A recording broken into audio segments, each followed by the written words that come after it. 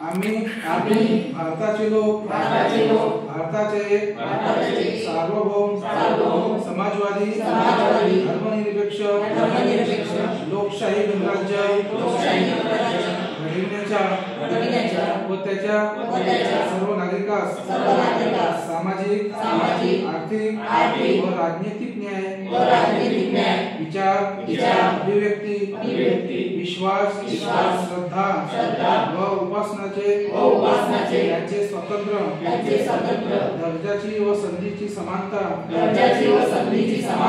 निश्चितपणे प्राप्त करून देण्याच्या आणि त्याच्या सर्वांमध्ये व्यक्तीची प्रतिष्ठा व राष्ट्राची एकता आणि एकात्मता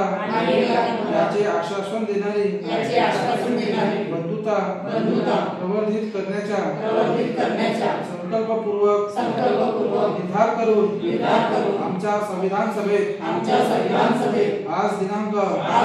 26 नोव्हेंबर 1949 रोजी याद्वारे हे संविधान